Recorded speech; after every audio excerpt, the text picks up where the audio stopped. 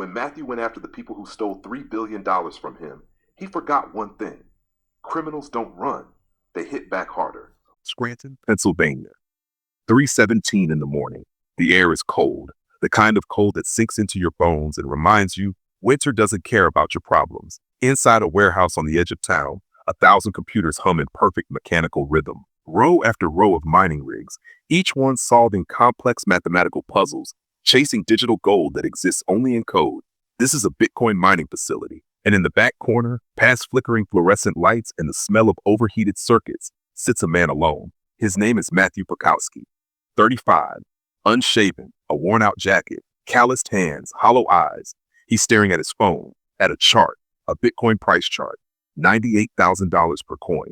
He looks at that number the way a drowning man looks at the surface, desperate, angry, knowing he'll never reach it. 3 years ago, Matthew was worth $3.84 billion. Tonight, he has $63 in his bank account. This isn't a story about cryptocurrency or technology. This is a story about trust, about family, about what happens when the people you love the most become the people who destroy you. A story about greed, revenge, and a man who had everything, then lost it all because he made one fatal mistake. He trusted his family. What you're about to hear is the most expensive story ever told, because every word of it cost Matthew Pokowski everything he built, everyone he loved, and everything he thought he knew about his own blood. But before we explain how Matthew lost billions, we need to go back to where it all started, back to a cramped apartment in Pittsburgh, back to when Matthew Pokowski was nobody. Before we continue, drop a comment and tell us where you're watching from, and answer this. Have you ever trusted someone with everything, only for them to betray you? Hit like, subscribe, turn on notifications. This story is just beginning. October 29, 2009, Polish Hill, Pittsburgh, Pennsylvania. A neighborhood built by steel workers and immigrant families chasing the American dream, one paycheck at a time. In a small apartment above a Polish bakery, 20-year-old Matthew sat hunched over a used laptop his parents bought from a pawn shop. The place was tiny, peeling wallpaper, a narrow kitchen, walls so thin you could hear your neighbors breathe. He lived there with his parents and his younger brother Tommy. His father, Stefan Pokowski, was a 53-year-old immigrant from Poland, 30 years at the steel mill, hands scarred, back bent, faith unbroken. His mother, Anna, cleaned office buildings at night and kept the home running by day. Tommy was 18, still in high school, full of hope and big dreams. This was Matthew's world, a world of limitations, of grit, of immigrant dreams slowly passed down from parent to child. But everything changed the night he downloaded a 9-page white paper titled Bitcoin, a peer-to-peer electronic cash system by Satoshi Nakamoto. He read it 7 times in one night. A currency built not on trust in banks or governments, but on mathematics, cryptography, code, a public ledger no one controlled but everyone verified. It was beautiful. It was the future. And almost nobody understood it yet. Bitcoin was trading for 8 cents. Matthew had $4,800 saved, money meant for his last year of college. Instead, he decided to buy as much Bitcoin as he could. Sunday dinner, pierogi, kielbasa, a tired father, a worried mother, a quiet brother watching. Matthew told them everything. They listened in disbelief. So you want to buy fake internet money? His father asked. It's not fake, Matthew insisted. How much? All of it, he said. My entire savings. Silence. Anna's face went pale. Stefan stood, anger rising. That money was for education, for Matthew's future. But Matthew didn't back down. Then he said the sentence that changed everything. Dad, you crossed an ocean for a dream nobody guaranteed. I'm asking you to believe in me the same way. Stefan looked into his son's eyes, saw the same fire that once burned in his own.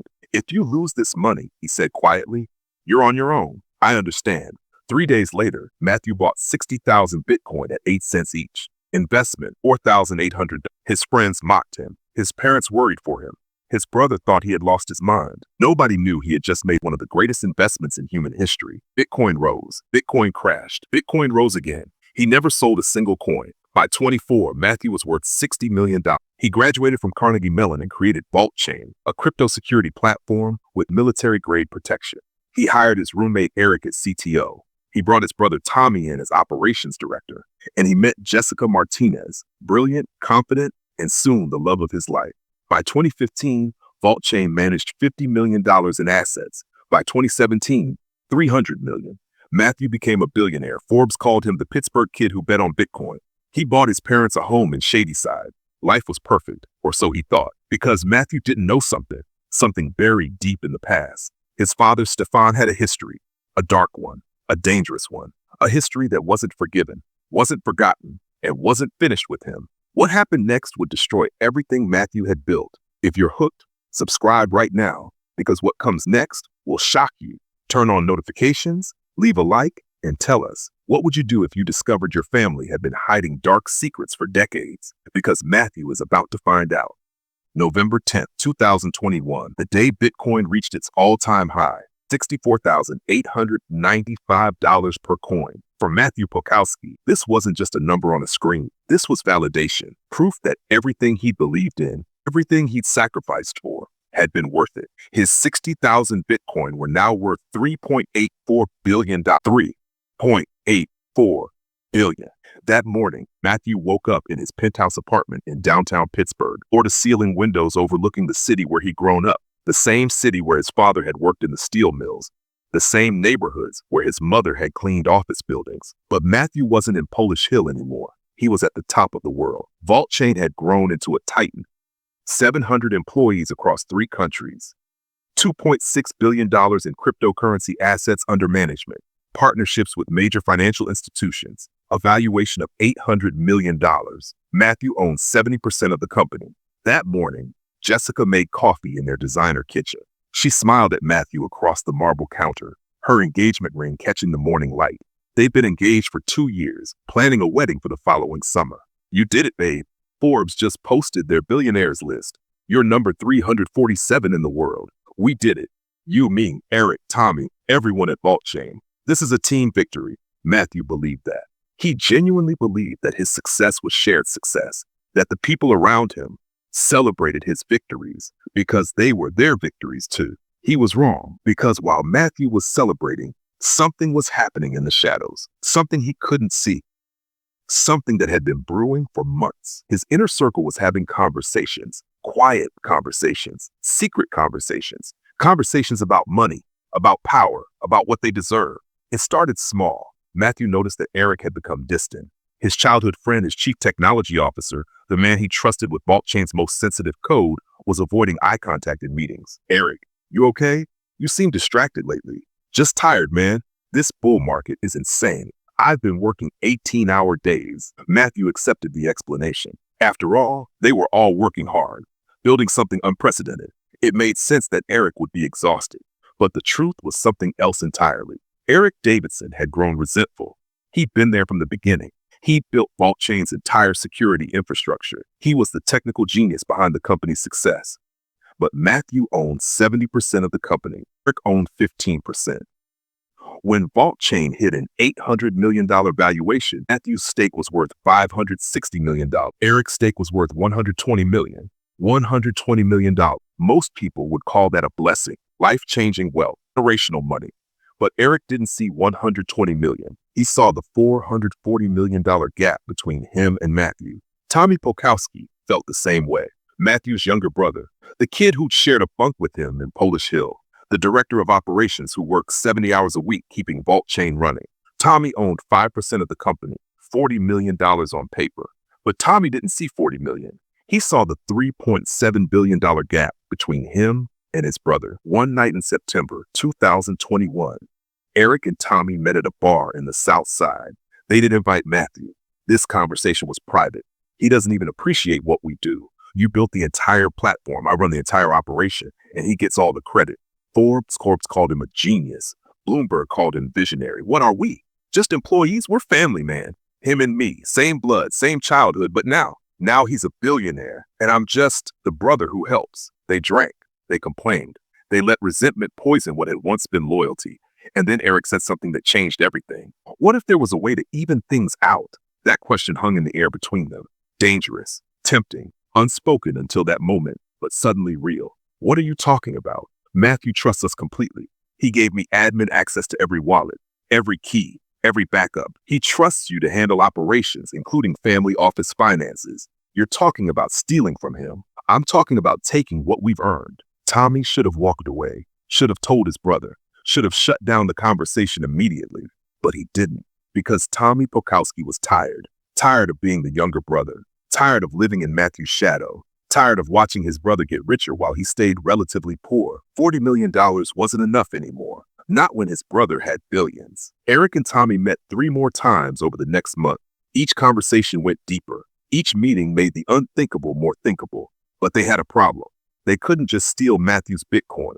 Every transaction was traceable on the blockchain. Every movement would be visible.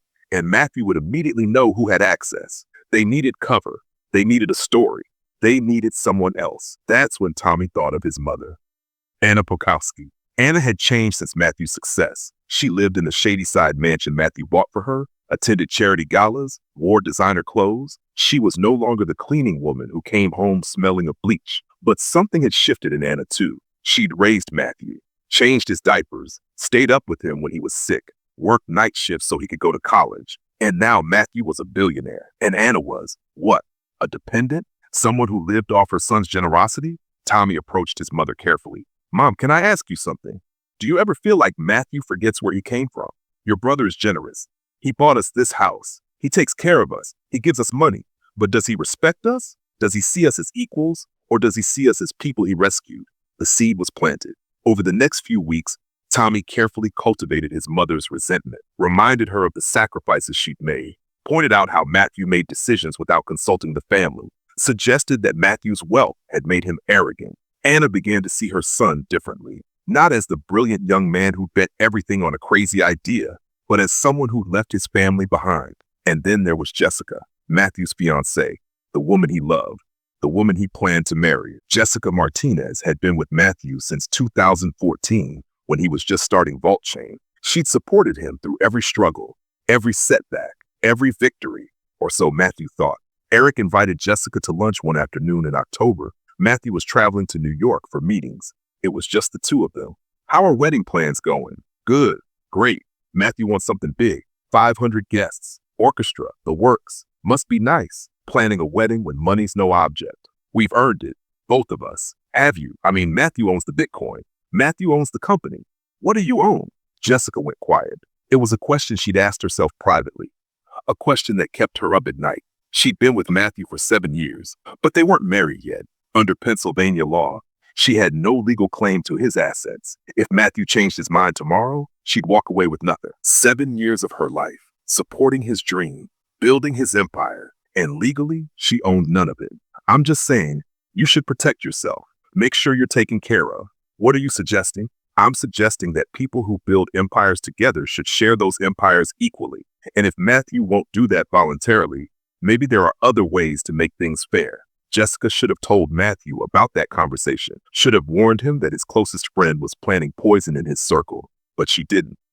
Because a part of her agreed with Eric. A part of her was tired of being Matthew's fiancé instead of her own person. A part of her wanted what she believed she'd earned. By late October 2021, the conspiracy had 4 members. Eric Davidson, technical genius with access to all of VaultChain's systems. Tommy Pokowski, director of operations with access to family finances. Anna Pokowski, Matthew's own mother who controlled the family office accounts. And Jessica Martinez, the fiancé who knew every detail of Matthew's personal life. They met in secret, never at the same place twice, never when Matthew was in town. And they crafted a plan, but they still needed one critical element. They needed a reason, a story, something that would explain why billions of dollars in Bitcoin needed to be moved quickly, something urgent, something terrifying, something Matthew would believe without question. That's when Eric remembered something Tommy had mentioned months earlier, a story about Stefan Pokowski's past, about his early days in America, about Chicago. Stefan Pokowski had come to America in 1979. He'd arrived in Chicago first before moving to Pittsburgh. He'd worked odd jobs, struggled to learn English, sent money back to family in Poland. But there was a period from 1984 to 1986 where Stefan's history went dark. He never talked about those years, never explained where he worked, never mentioned the people he knew. Tommy had asked him about it once, years ago. Dad, what did you do in Chicago? Nothing that concerns you. That life is dead. Never ask about it again. Tommy had let it go, but he'd never forgotten the edge in his father's voice, the fear that flickered across his face. Stefan Pokowski had secrets, and those secrets were about to become the perfect weapon. Eric presented the idea to the group. We create a threat, someone from Stefan's past, someone claiming he owes money, cartel money, dangerous money. Matthew will want proof. He'll investigate, so we give him proof. I can create phone records, digital trails, make it look real. And Stefan won't deny it because he actually does have secrets from that time. But how do we get Matthew to actually transfer the Bitcoin? I'll tell him it's to protect the family, that if he doesn't pay, they'll come after all of us, that it's temporary. Anna Pokowski said those words calmly, matter-of-factly, as if she were discussing grocery shopping instead of plotting to steal billions from her own son. The woman who had raised Matthew, who had sacrificed for him, who had prayed for his success, that woman was gone.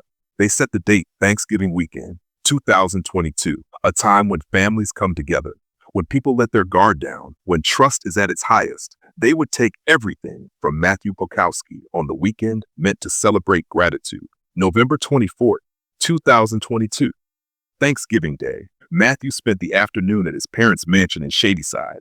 Turkey dinner, football on TV. Tommy was there. Jessica was there. Even Eric stopped by with his family. It was perfect. Everyone Matthew loved gathered in one place, smiling and laughing and celebrating his success. He had no idea they were predators circling their prey. Matthew and Jessica left around 9 p.m., drove back to their penthouse, made love, fell asleep in each other's arms. At 2:17 a.m., Matthew's phone rang. Matthew fumbled for his phone, squinted at the screen. Unknown number. He almost didn't answer, but something told him to pick up. Hello, Matthew Pokowski. Your father never told you about Chicago, did he? Matthew sat up, suddenly wide awake, his heart racing. Who is this? Someone your father borrowed money from a long time ago, 1885, $300,000, from people who don't forget debts. My father worked in a steel mill. He never borrowed money from anyone. Your father worked for the Chicago outfit, Matthew. He laundered money through Polish community organizations, church donations, small businesses. Very clever, until he tried to walk away. Matthew's blood went cold. He looked at Jessica, who was awake now, watching him with concern. What do you want? 300,000, 37 years ago. With interest, that debt is now $180 million. Your father will pay, or his family will pay. And Matthew, you have a very large family now. Matthew sat in darkness, phone still pressed to his ear. Jessica put her hand on his shoulder. Baby, what's wrong? Who was that? Someone who says my father owes money to the Chicago mob. Matthew didn't know that Jessica had already heard this story, that she'd helped craft every word of that phone call. The concern on her face was perfect, practiced, completely fake. Matthew called his father immediately. Stefan answered on the fifth ring, voice heavy with sleep. Dad, I just got a call. Someone talking about Chicago, about money you borrowed. The silence on the other end was deafening. Matthew, oh God. Matthew, I'm so sorry. And just like that, the trap was sprung. Stefan Pokowski did have secrets from Chicago. Real secrets. Dark secrets. Secrets he'd buried for decades. He didn't know about the conspiracy. Didn't know his wife and younger son had orchestrated this call. All Stefan knew was that his past had finally caught up with him. He didn't know his son was in danger because of it. Matthew, come to the house. Right now. We need to talk. The whole family. This is bad, son. This is very bad. Matthew got dressed, drove to Shadyside in the middle of the night, his hands shaking on the steering wheel, his mind racing through possibilities. When he arrived at his parents' mansion, everyone was already there. Stefan, Anna, Tommy, even Eric, who somehow knew to show up without being called. They sat around the dining room table, the same table where they'd eaten Thanksgiving dinner just hours earlier. They told Matthew a story about debts, about the Chicago outfit, about money that needed to be paid immediately. A story that was carefully constructed with just enough truth to be believable. A story designed to separate Matthew from $3.2 billion. Matthew looked at the faces around that table. His father crying, his mother terrified, his brother serious, his best friend supportive, his fiancé holding his hand, everyone he loved most in the world, telling him they were all in danger, telling him that only he could save them. And Matthew believed every word. Don't forget to turn on notifications, because what happens next will leave you speechless. Hit that like button if you're as shocked as we were when we learned this story. And comment below. Have you ever been lied to by someone you trusted completely? Because Matthew Pokowski is about to learn that trust is the most expensive currency in the world. 3:47 in the morning. The Pokowski family mansion in Shadyside. Every light in the house burning. Coffee brewing in the kitchen, untouched. Around the dining room table sat 6 people. Stefan Pokowski, his face buried in his hands. Anna Pokowski, perfectly composed despite the hour. Tommy Pokowski, leaning forward engaged. Eric Davidson taking notes on his laptop. Jessica Martinez holding Matthew's hand.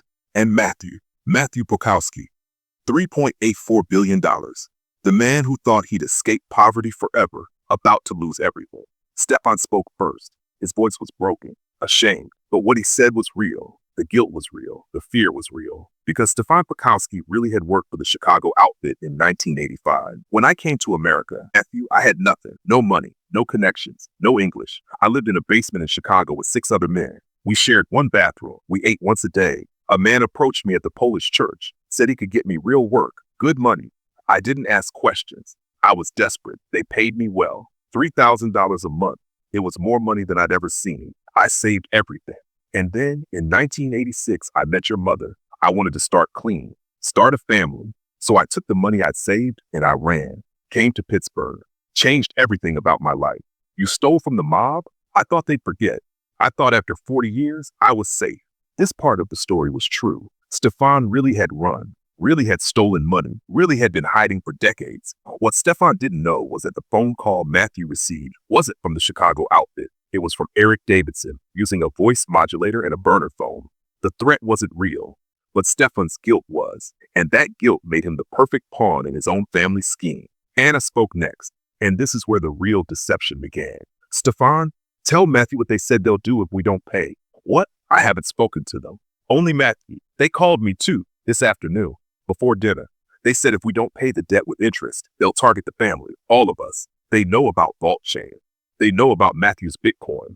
They said we have 72 hours. This was a lie, a complete fabrication. Nobody had called Anna, but Stefan believed it. Because his wife was crying, because his past was real, because guilt makes you believe in consequences. How much? How much do they want? $180 million. 300,000 in 1985, compounded at 12% annually. Matthew did the math in his head. 180 million was nothing, less than 5% of his portfolio. He could pay it and never feel the loss. That's manageable. I can transfer. Matthew, wait, it's not that simple. Eric Davidson opened his laptop, pulled up charts and diagrams that he prepared weeks ago, specifically for this moment. If you just transfer 180 million from your wallets, it'll create a massive blockchain trail. Everyone will see it. The IRS will flag it. Your other investors will panic. And more importantly, these people will know exactly where to find you again. So what do you suggest? We need to move the Bitcoin in a way that obscures the trail. Multiple wallets, different exchanges, layer the transactions so it looks like regular trading activity, not a single massive payment. This sounded reasonable. Matthew had always trusted Eric's technical expertise. Eric had built VaultChain's entire security infrastructure. He knew blockchain technology better than anyone. What Matthew didn't realize was that Eric wasn't describing a security protocol. He was describing a heist. Here's what we're proposing. We move 3.2 billion to temporary wallets, split it across 500 different addresses, make it look like you're diversifying your portfolio, not making a payment. 3.2 billion? That's not 180 million. That's almost everything. It's for safety, Matthew. If we only move 180 million, they'll know it was for them. But if we move everything, it looks like you're restructuring your entire portfolio. It protects you, protects all of us. Jessica squeezed Matthew's hand, looked into his eyes with perfect manufactured concern. Baby, I know it sounds extreme, but these people know who you are now. They know what you're worth. If we don't handle this carefully, they could come back for more, or worse. Matthew sat in silence, looking at the faces around the table. His father, destroyed by guilt. His mother, terrified. His brother trying to help. His best friend, offering technical solutions. His fiancé, standing by him. Not a single person at that table telling him the truth. Not a single person warning him that he was being set up. If I do this, if I move 3.2 billion, how long until I get it back? 72 hours. We make the payment to Chicago. They confirm receipt. Then we move everything back to your primary wallets. It'll look like a temporary restructuring. Nobody will know what really happened, and we'll all be safe. The whole family. Matthew made his decision, not because he was stupid, not because he didn't understand cryptocurrency, but because he was surrounded by the people he trusted most in the world, all telling him the same story. And in that moment, family meant more to Matthew than money. Okay, tell me what you need. They worked through the night. Eric set up his laptop on the dining room table, pulled up VaultChain's administrative interface. The screen showed Matthew's wallet addresses, billions of dollars represented by lines of code. I need your master password. The one that controls all your cold storage wallets. Matthew hesitated. This was the key to everything. The one password that gave absolute control over his entire Bitcoin fortune. In 10 years of running VaultChain, Matthew had never shared this password with anyone, not even Eric. It was written nowhere, stored nowhere. It existed only in Matthew's memory. Matthew, I can't execute the transfers without it. You can watch everything I do. You'll see every transaction in real time. Alpha, Tango, 7, November, Charlie, 3, 5, Bravo, 9. Eric typed the password. The screen changed. Suddenly, Eric Davidson had complete control over $3.84 billion in Bitcoin, and Matthew had just handed it to him. For the next 6 hours, they sat around that table, watching Eric work, watching billions of dollars split across hundreds of new wallet addresses. Eric narrated every step, explained every transaction, made it all seem necessary, professional, safe, splitting the first $500 million across 50 wallets there. Now moving $200 million to exchange wallets.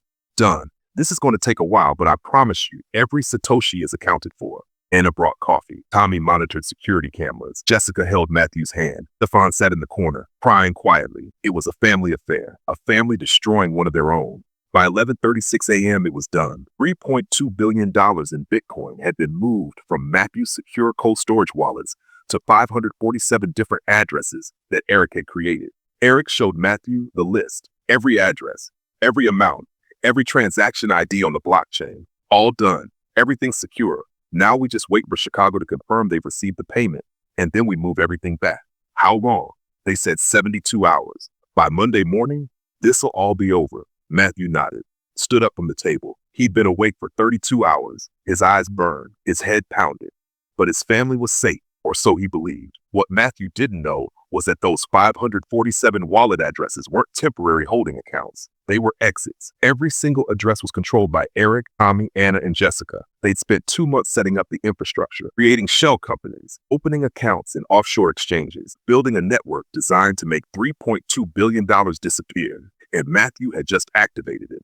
Friday afternoon, Matthew went home, fell asleep with Jessica beside her, slept for 14 hours straight. When he woke up on Saturday morning, Jessica was gone. A note on the pillow. Went to help your mom with some family office paperwork.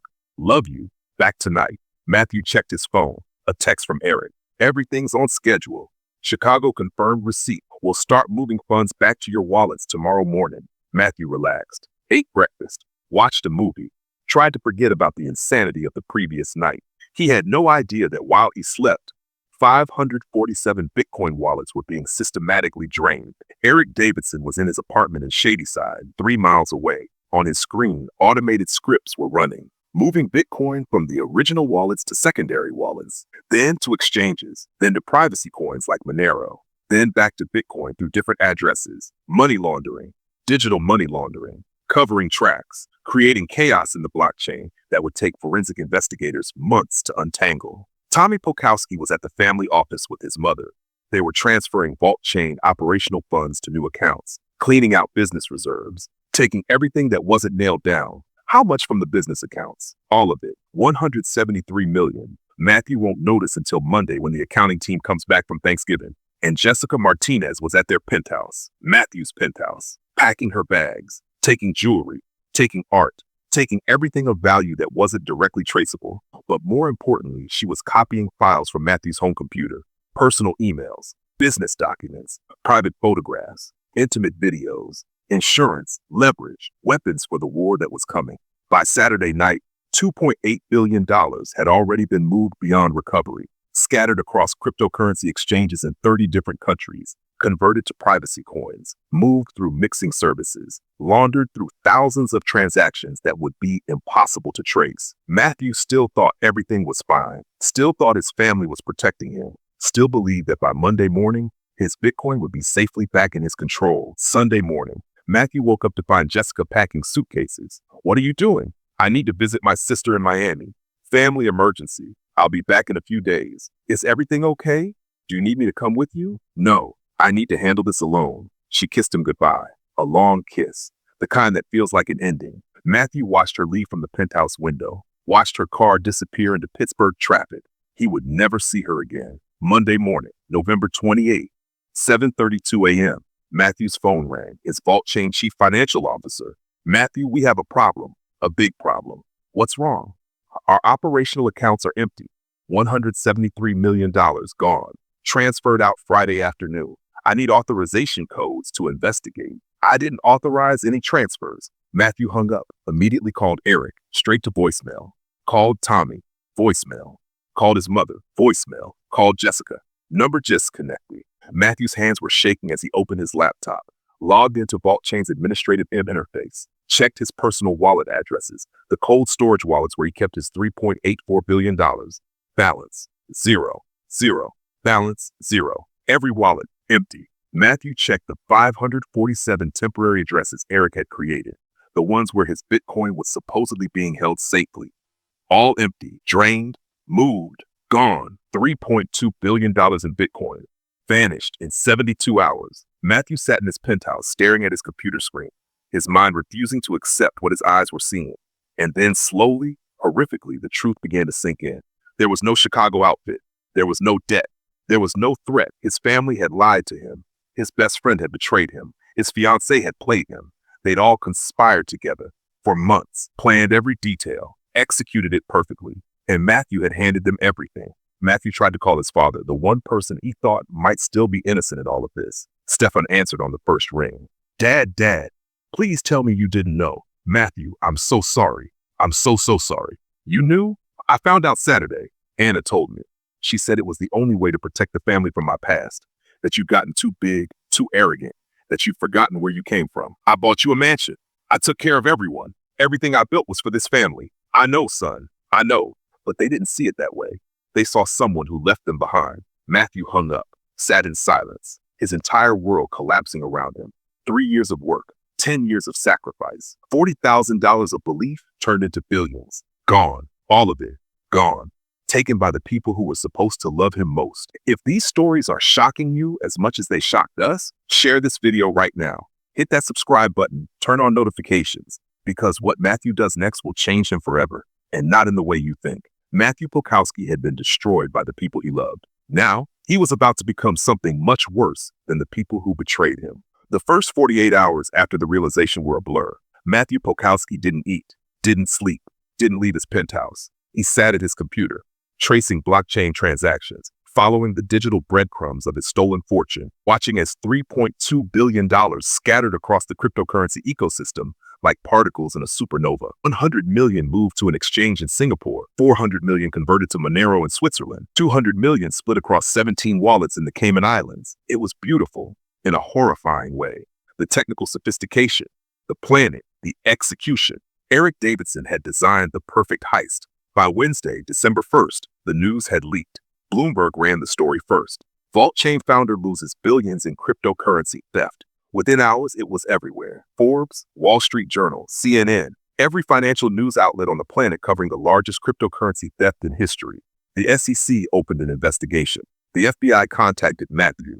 VaultChain's investors panicked. Matthew Pokowski, the so-called basement billionaire, has reportedly lost over $3 billion in what authorities are calling an inside job. Questions are being raised about VaultChain's security protocols.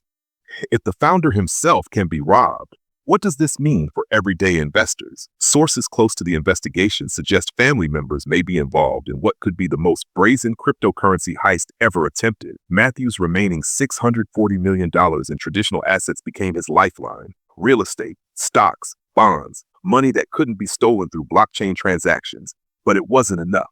Not for what Matthew was about to do. On December 3rd, Matthew received a package. No return address. Just a plain brown box left at his penthouse front desk. Inside was a USB drive and a note, handwritten.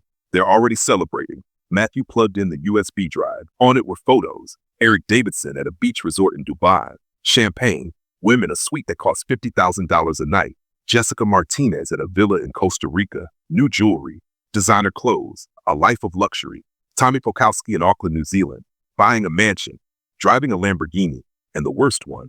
The one that made Matthew's blood turn to ice. His mother, Anna Pokowski, still in Pittsburgh, still in the Shadyside mansion he'd bought for her, having a dinner party with her church friends, smiling, laughing, as if nothing had happened, as if she hadn't just destroyed her own son. Something broke inside Matthew Pokowski that day. Not his spirit, not his determination, his humanity. Matthew didn't cry, didn't scream, didn't throw anything.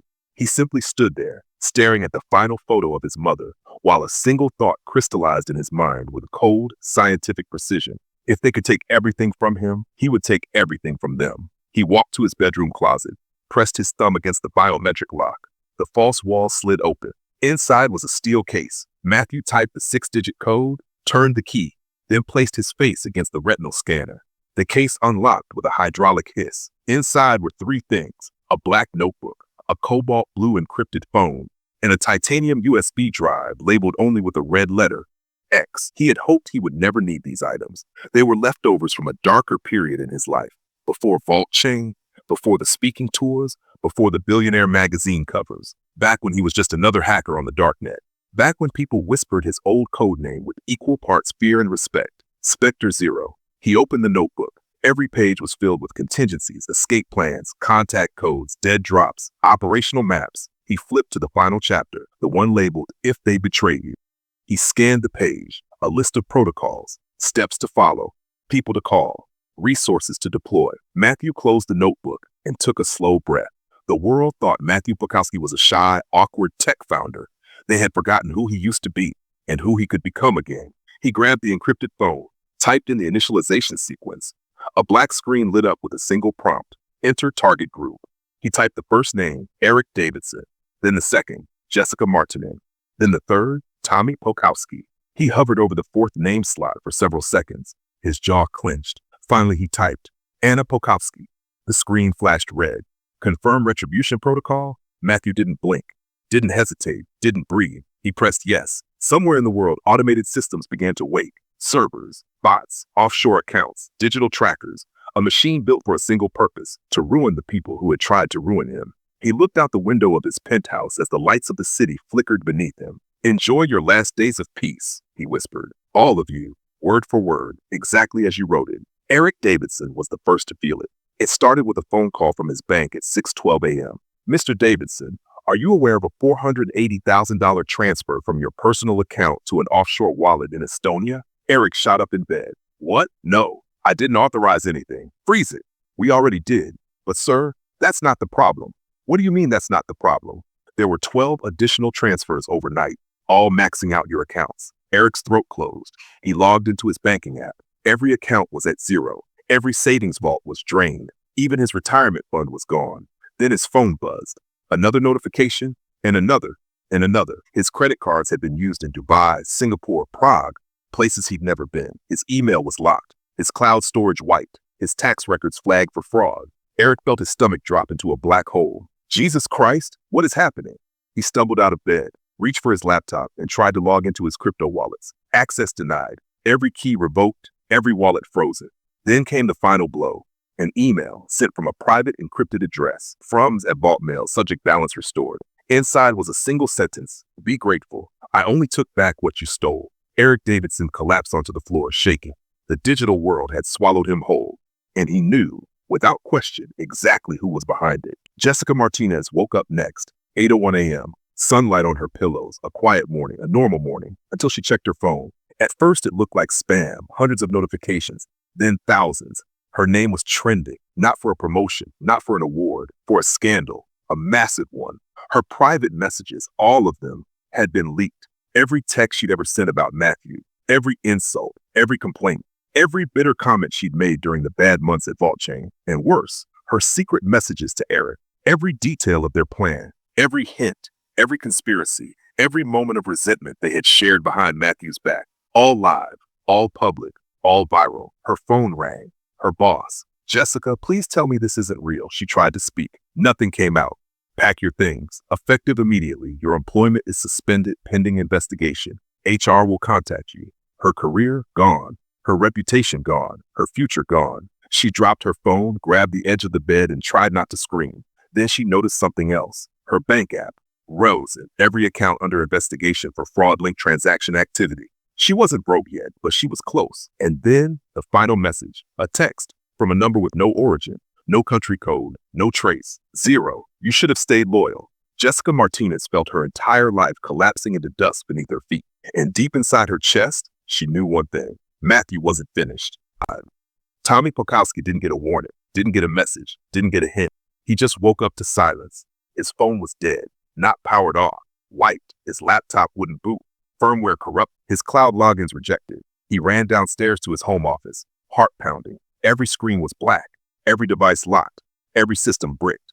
Then he noticed the envelope on his desk. No stamp, no writing, just a symbol burned into the paper, X. His hand shook as he opened it. Inside was a single sheet, a list of every secret he'd ever hidden from Matthew, every scheme, every lie, every private purchase he'd made using company funds, charges, dates, proof.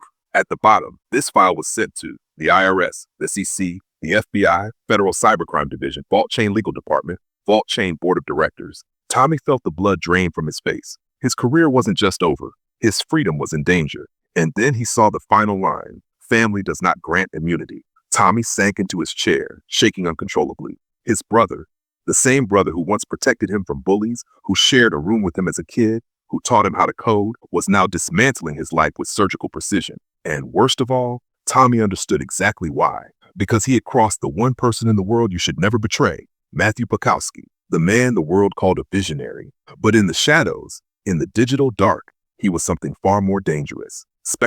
Anna Pokowski didn't understand any of it. She wasn't a hacker. She wasn't an accomplice. She wasn't even part of the plan. She was a mother, a woman who had spent her whole life believing her sons would never turn against each other, a woman who thought she had raised them better. But when the investigators showed up at her door, two men in suits, badges out, she felt something inside her collapse. Mrs. Pokowski, we have questions regarding suspicious transactions linked to family accounts. She blinked in confusion. I don't understand. We believe there may have been unauthorized activity routed through your name. Are you aware of any transfers? No, she whispered. I don't know anything about this. I swear. But the agents weren't cruel. They weren't aggressive. They were simply doing their jobs. Still, the shame cut deeper than any anger ever could. When they left, she closed the door, walked to the kitchen table, and sat in the same chair where she used to pack lunches for her boys. And she cried, not because she was guilty, but because she finally understood the truth. Her sons had been lied to her, to each other, to everyone. And now the consequences had arrived like a storm she couldn't stop. She reached for her phone to call Matthew, to ask what was happening, to ask if he was behind this. But before she could dial, a message appeared on the screen, a single notification, no sender, just a symbol, X, then a line of text. You were not the target, but you were part of the system. And the system has been corrected. Anna covered her mouth with her hand as tears streamed down her face. She wasn't angry. She wasn't confused. She was heartbroken because she knew the message wasn't from a stranger. It was from her son, from the boy she raised, from the man he had become, from the ghost he used to be, from Spectre Zero. By the time Matthew arrived at VaultChain headquarters, the building was already vibrating with panic. Executives whispering in corners, lawyers sprinting between elevators, IT security teams flooding the hallways like an emergency response unit. Everyone had seen the news. Everyone had heard the rumors. Everyone knew something catastrophic had happened. But no one knew the truth. No one except him. He walked through the lobby in silence. Employees parted like water around him, eyes lowered, breaths held, unsure whether to greet him or hide from him. He didn't stop, didn't speak, didn't acknowledge anyone. He went straight to the top floor, to the boardroom. The room fell silent the second he entered. Matthew, the chairman said carefully, there have been developments. I'm aware, the CFO swallowed. There's evidence of coordinated fraud, high-level access abuse, financial tampering, possibly even collusion among senior staff. Matthew placed his hands on the table. I know. The room stiffened. The general counsel adjusted her glasses. Are you saying you have information? Because if you do, I don't have information, Matthew said quietly. I have proof. He placed the titanium USB drive, the one marked with the red X, in the center of the table. This contains everything, every message, every unauthorized login, every transfer, every plan they made. The board members exchanged uneasy glances. Matthew, how did you obtain this? The chairman asked slowly. Matthew looked him straight in the eye. I built the system. His voice was calm, controlled, deadly. I know every backdoor, every vulnerability, every hidden channel. VaultChain is my creation. There is nothing inside it I cannot see. Silence. Then the chairman exhaled. Matthew, we need to proceed carefully. If these allegations involve your brother, they involve all of them, Matthew said. No exceptions. The general counsel leaned forward. And what do you expect the board to do with this? Matthew held their gaze. Clean house. The room went still. No one argued. No one questioned him. Because deep down, they all knew the truth. Without Matthew, there was no VaultChain. And without VaultChain, none of them had jobs. The chairman finally nodded. Very well, we'll initiate the process. Matthew turned to leave. As he reached the door, the CFO called out gently, Matthew, is this justice? He paused, then answered without looking back, no. A beat of silence. It's balance. and then he walked out. By the following week, Matthew had traced Jessica Martinez to her Barcelona apartment. Victor's team monitored her movements, every morning run, every shopping trip, every dinner reservation. They documented it all, creating a digital map of her life, a map designed to make her feel constantly observed. Matthew watched the updates in real time, every photo, every video feed, every GPS ping. He felt nothing but the cold clarity of purpose. He called Antonio Ricci. "We have her," he said. "Ready for next steps." Antonio's voice crackled through the secure line. "Good. Remember, make her understand without leaving evidence. Psychological impact, maximum fear, minimum trace." Matthew nodded.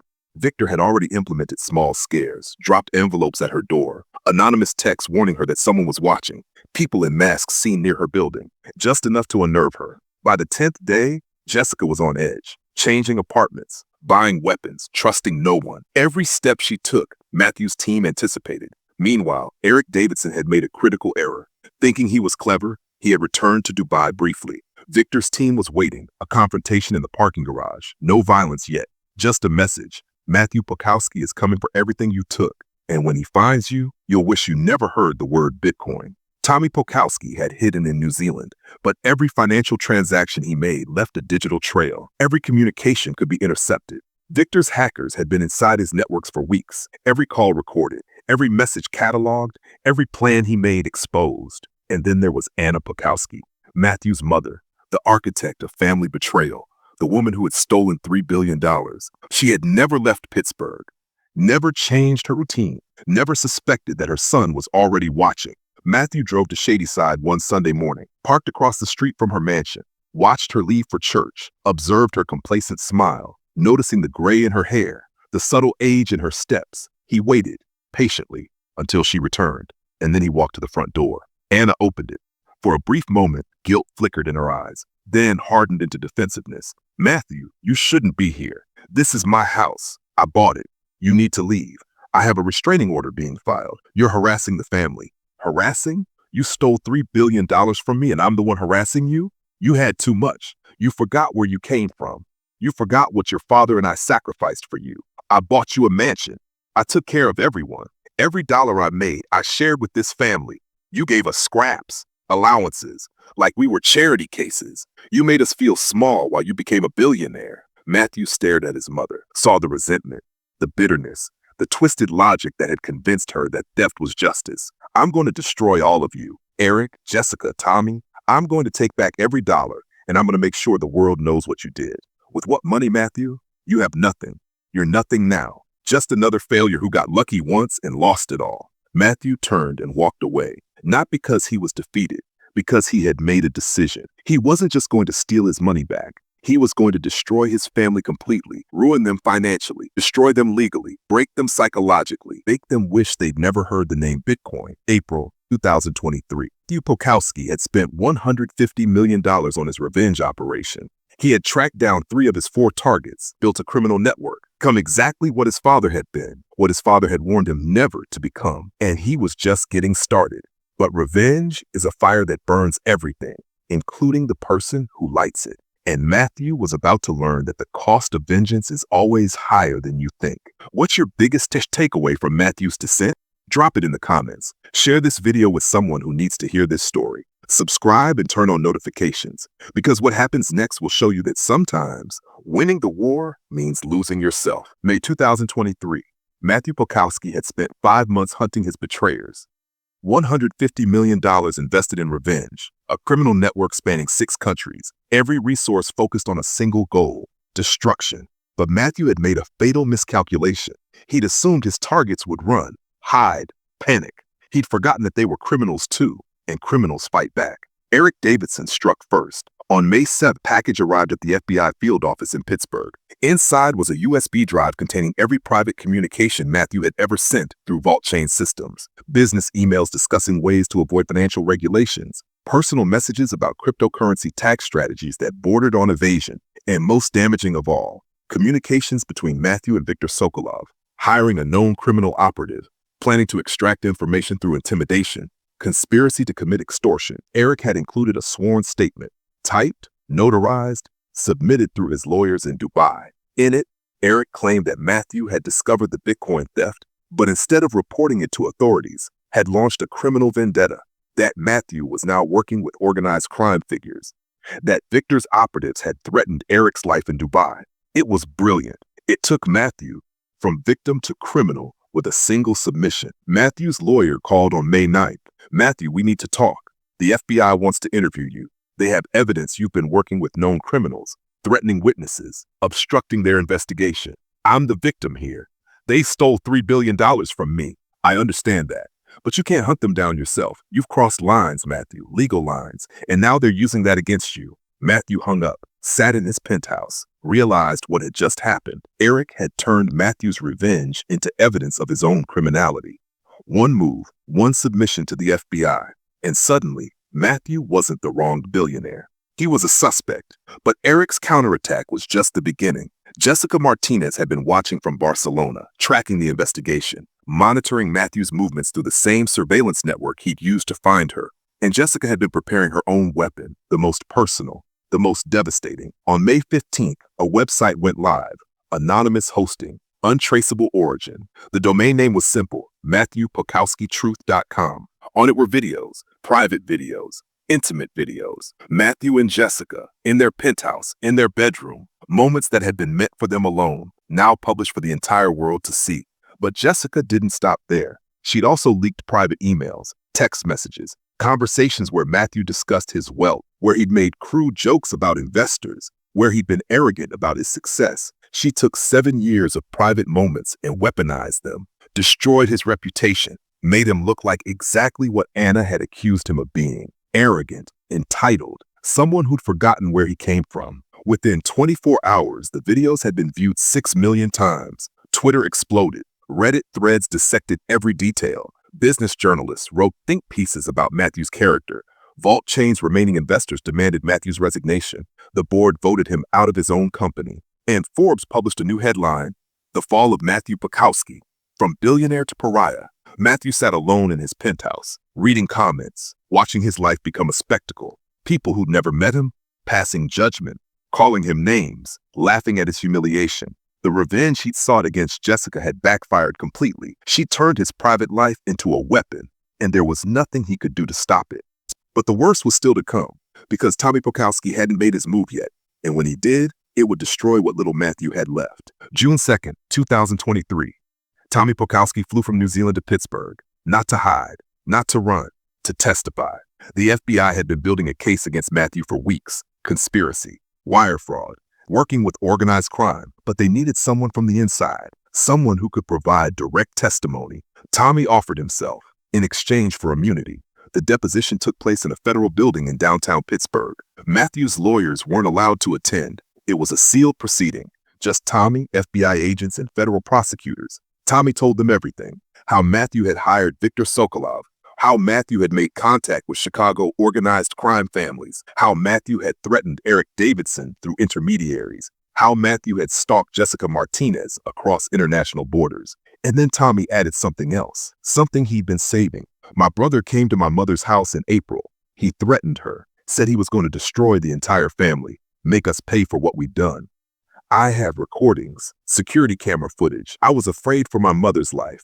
It was a lie, a complete fabrication. Matthew had confronted Anna, had argued with her, but he'd never threatened violence. But Tommy had edited the security footage, cut out context, made it look like Matthew was unhinged, dangerous, and the prosecutors believed him. On June 7th, federal agents arrived at Matthew's penthouse with a warrant, arrested him on charges of conspiracy to commit extortion, wire fraud, and threatening a federal witness. Bail was set at $50 million.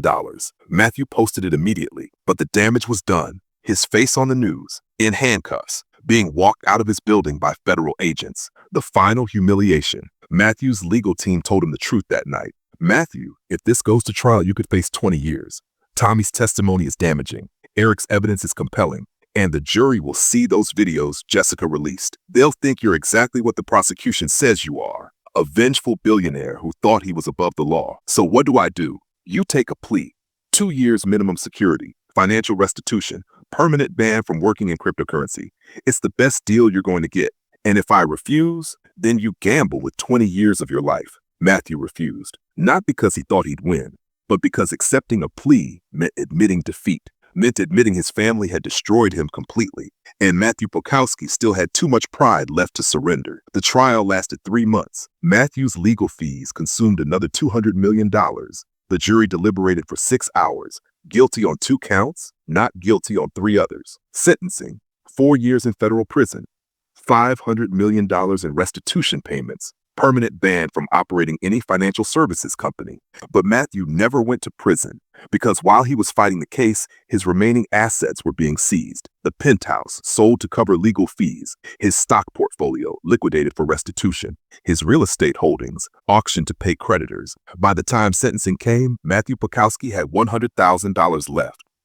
$100,000 from $3.84 billion. Matthew's lawyer negotiated a new deal: house arrest instead of prison, in exchange for surrendering all remaining assets except $50,000. Matthew agreed. He had nothing left to fight with. And what happened to the people who betrayed him? Eric Davidson lives in Dubai, $200 million richer, never charged with any crime, protected by the UAE's banking secrecy laws. Jessica Martinez lives in Barcelona under a new identity, $150 million wealthier, living the life she always wanted. Tommy Pokowski remains in New Zealand, runs a successful cryptocurrency consulting firm, worth $80 million, granted full immunity for his testimony against his brother. And Anna Pokowski still lives in Pittsburgh, in the Shadyside mansion, attends church every Sunday, has never been charged with anything, tells her friends that her son went crazy and ruined his own life. They won, all of them. They stole $3.2 billion and faced no consequences, while Matthew, the victim, lost everything. Granton, Pennsylvania, 3:17 in the morning. Matthew Pokowski stands in a Bitcoin mining facility, surrounded by computers that generate the very currency that made and destroyed him.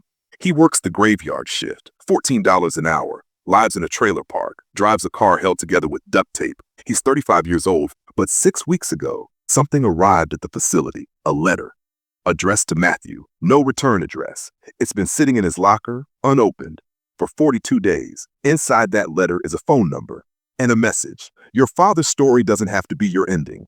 There's someone who remembers what the Pokowski family was before Chicago, before the betrayal, before everything fell apart.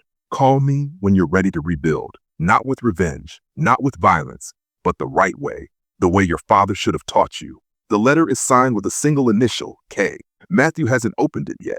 Every night, he walks past his locker, sees the envelope, thinks about opening it. But revenge consumed 5 years of his life, cost him $500 million, turned him into a criminal, destroyed every relationship he had, and he's terrified that hope might destroy what little is left. Tonight, like every night, Matthew stares at Bitcoin prices on his phone, $98,000 per coin. His original 60,000 Bitcoin would be worth $5.88 billion today, gone forever. But that letter is still in his locker, waiting. This is Matthew Pokowski's story, a man who had everything, lost everything, became the very thing that destroyed his father, and now has a choice: stay in this trailer park, drowning in rage and regret, or open that letter, take that call, and maybe, just maybe, find redemption. The choice is his, but time is running out because the person who sent that letter, they won't wait forever, and second chances don't come around twice. What happens next in Matthew Pokowski's life? That story hasn't been written yet, but when it is, you'll be the first to know. Thank you for watching this journey through one man's rise, fall, and potential redemption. If this story moved you, if it made you think about trust, family, and the true cost of revenge, leave a comment below. Tell us, what would you do if you were Matthew? Would you open that letter? Would you take that call? Or would you let the past bury you? Subscribe to this channel, turn on notifications, share this story with someone who needs to hear it, because Matthew Pokowski's story isn't over. It's just beginning again.